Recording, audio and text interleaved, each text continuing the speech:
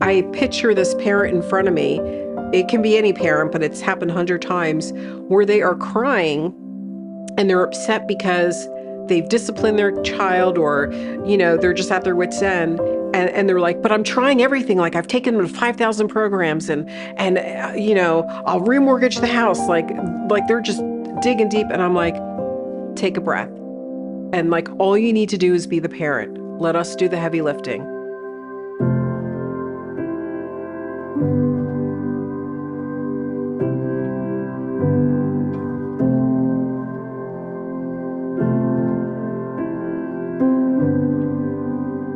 I'm not sure I found occupational therapy more than it may have found me. So as I started college, right out of high school, I wasn't really successful, struggled through college. I failed my first year. I really wasn't sure what to do. I always knew I had to do something to support myself. And so my whole family had been in the military. So I went ahead and joined the United States Navy Reserves.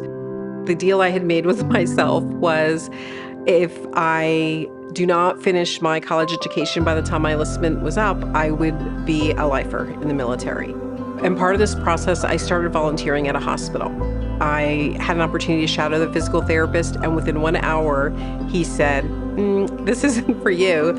And he walked me down to the occupational therapy office, and he opens the door. It's this small office, and there the occupational therapist is just sitting at a table.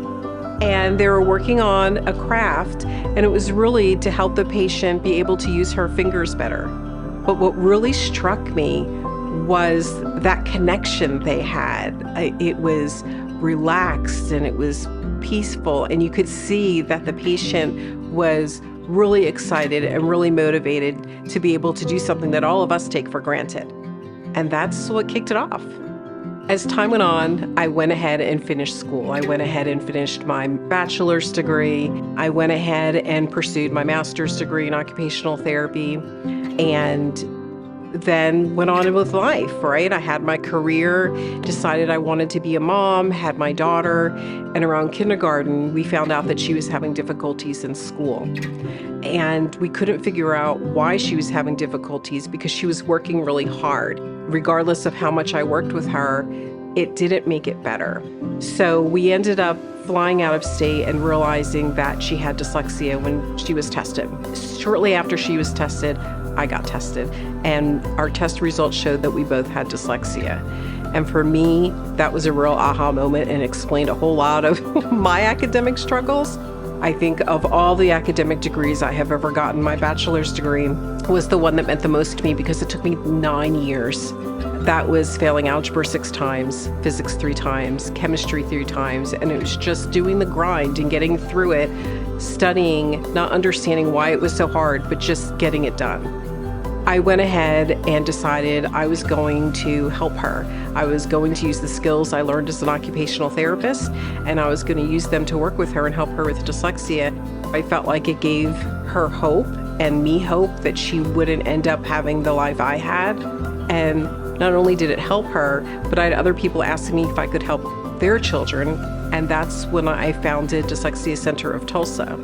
And so I had the opportunity to serve hundreds of children over the past 11 years.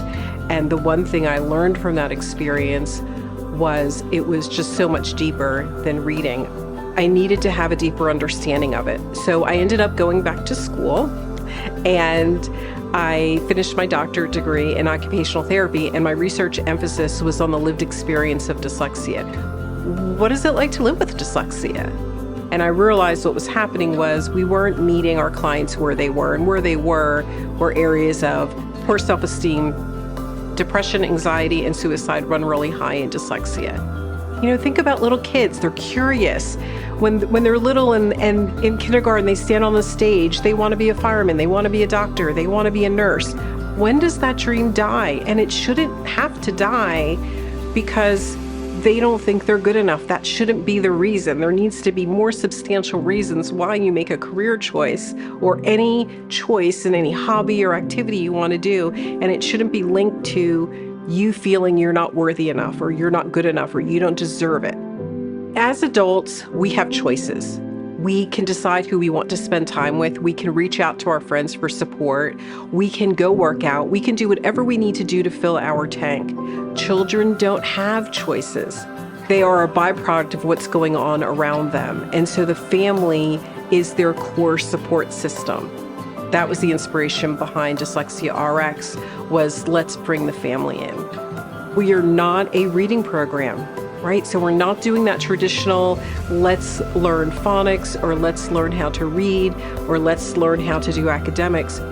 We'll be talking about things like mindset, stress, coping skills, how the child can advocate for themselves. So it'll cover a variety of topics. And they'll also be able to join a private Facebook group where they're going to meet other parents that are having similar experiences and just have this soft place to land and build a community.